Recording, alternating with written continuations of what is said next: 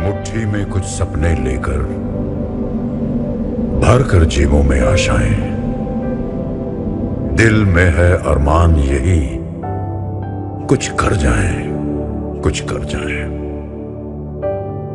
सूरज सा तेज नहीं मुझ में, दीपक सा जलता देखोगे। सूरज सा तेज नहीं मुझ में, दीपक सा जलता देखोगे। अपनी हद रोशन करने से तुम मुझको कब तक रोकोगे, तुम मुझको कब तक रोकोगे।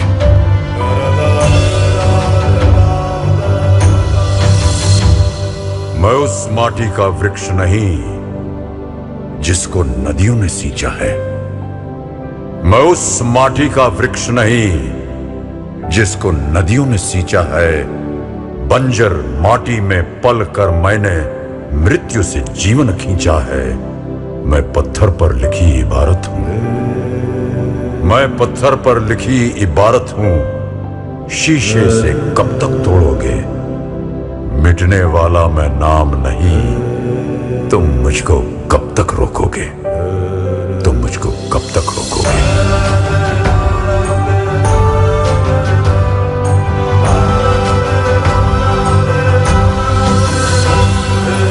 मैं सागर से भी गहरा हूं, तुम कितने कंकड़ फेंकोगे।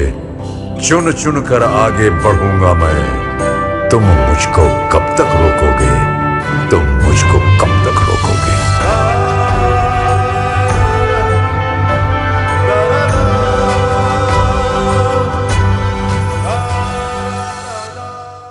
कुछ नहीं चाहिए, लड़ते हुए मौत चाहिए, डरते हुए जीवन नहीं। हंसती हुई रात चाहिए, रोता हुआ दिन नहीं। उड़ता हुआ धूल चाहिए, ठहरा हुआ पहाड़ नहीं। उठकर सब कुछ चाहिए, गिर के कुछ भी नहीं चाहिए। सारसी वाली आंटी और किताब वाली आंटी, कभी कभार होता क्या है कि बच्चे किसी से भी पूछ लेते हैं कि एसआरसी वाली आंटी और किताब वाली आंटी हमारी कहाँ है। तो वही के बच्चों ने ही नाम दिया है कि एसआरसी वाली आंटी और किताब वाली आंटी। सबसे पहले तो मेरा जन्म भूमि बिहार, डिस्ट्रिक्ट सिवान और कोहरवलिया गांव में हुआ है। और मेरी पढ़ाई लिखाई एक गांव की ही विद्यालय था, जिसमें चौथी तक ले वहाँ पढ़ी। फिर चीताखाल में जा कर के छठी, सातवीं, आठवीं की। उसके बाद फिर केशव बालिका उच्च विद्यालय कोहरवलिया में ही एक 10वीं तक ले की। 87 में मैं 10वीं की। 88 में मेरी शादी हो गई। ये मुझे बचपन से ही रहा है। मैं जब दूसरी क्लास में थी कि एक कविता है कि मधुर हम बच्चों का संसार, तो ये पढ़ी थी। और पढ़ने के बाद कि मधुर हम बच्चों का संसार, जहाँ किसी से द्वेष नहीं है, तनिक पाप का लेस नहीं है, हृदय हृदय में फैल रहा है केवल निर्मल प्यार, मधुर हम बच्चों का संसार। तो मुझे पहले लगता था कि अरे ये लिखते कैसे हैं और ये कैसे होते हैं। मुझे था बचपन से कि अरे कुछ ऐसा करे कि ये कैसे लोग बोल लेते हैं, कैसे लिखते हैं। तो मैं भी वो सोचने लगी और साहित्यिक प्रवेश होता चला गया मेरे साथ। दिल्ली आना मेरे लिए तो, मैं अपने पति के ही साथ आई। 94 में 18 जनवरी की मैं दिल्ली पहुंची। दिन मंगलवार था। रात में ही 8 बजे के आसपास पहुंची दिल्ली में। तो दिल्ली के वातावरण देख करके पुराने दिल्ली रेलवे स्टेशन पे उतरी। तो दूर दूर से तो दिल्ली बहुत बढ़िया है, लेकिन यहाँ देखने के बाद झुग्गी बस्ती थोड़ा सा मन हुआ करे कहाँ हम लोग आ गए। फिर दिल्ली आई और आई तो थी पढ़ने और कुछ करने के ही लिए।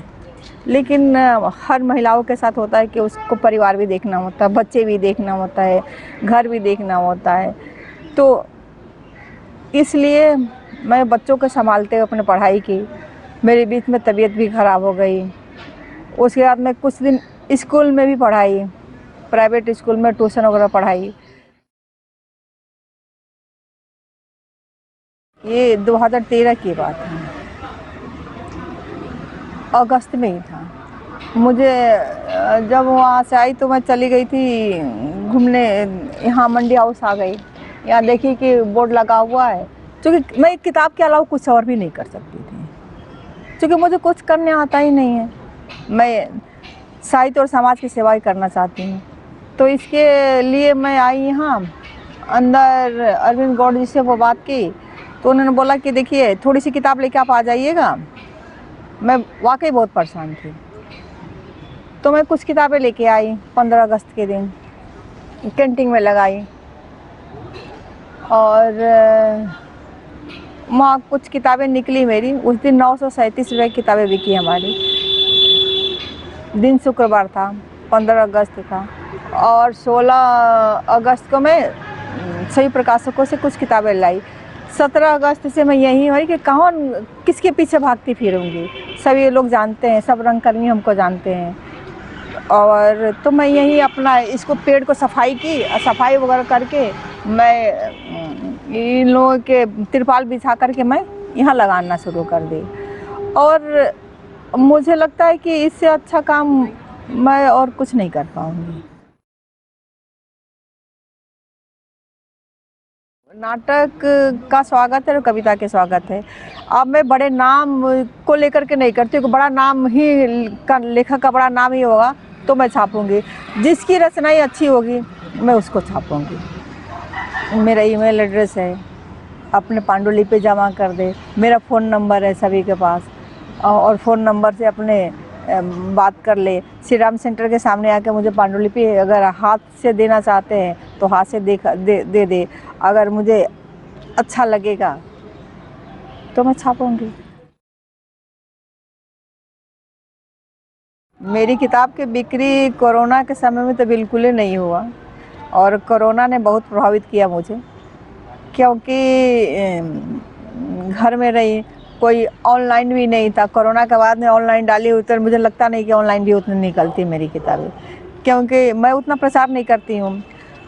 उस समय तो बिल्कुल ही नहीं होता था कुछ।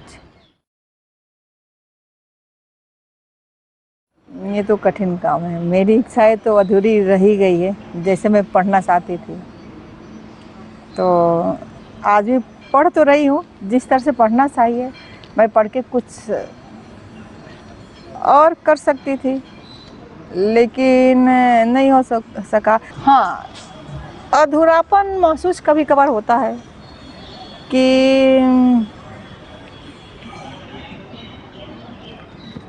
हमने जो करना चाहा वो नहीं कर पाया। अरे मुझे मौका मिला होता तो मैं कुछ बड़े अधिकारी बनी होती, क्योंकि मुझे पढ़ने में इतने ऐसे नहीं थे कि मैं नहीं कर पाती थी। और ना मेहनत करने में भी डरती नहीं हूँ। और तो ये था कि किसी पोस्ट पे नहीं जा सकी, लेकिन मेरा पोस्ट बहुत बड़ा है। युवाओं से यही अनुरोध है कि जो जिस फील्ड में जाना चाहता है वो अपने काम के प्रति ईमानदार हो जाए। आप पढ़े खूब, चाहे हिंदी हो इंग्लिश हो, ये भाषा के भेदभाव न रहे।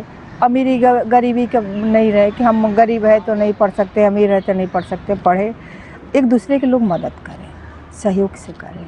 ये नहीं कि हम इतना ना भौतिकतावाद में भागने लगे, भाग ही रहे लोग कि किसी को कुचल के चले जाते पता भी नहीं चलता है। तो ऐसे न रहे, संवेदनशील रहे, विनम्र होकर के सहजता से कुछ भी करते रहे, काम करें, लगन के साथ करते रहे। दुनिया सबसे तो झूठ बोल सकता है, अपने आप से तो झूठ नहीं बोलता है। तो इसलिए कि आईने के सामने अगर खूबसूरती देखना है तो अपना ही खूबसूरती देखो, कि हमारे अंदर के जो बुराइयां हैं उसे निकालो और अच्छाइयों को देखो कि हम क्या है। तो अपने आप से तो सच रहो। यही है कि खूबसूरत कौन है? बहुत लोग खूबसूरत है, लेकिन अपने आप को तो देखना चाहिए। पहले अपनी खूबसूरती देखो, उसके बाद कुछ करो।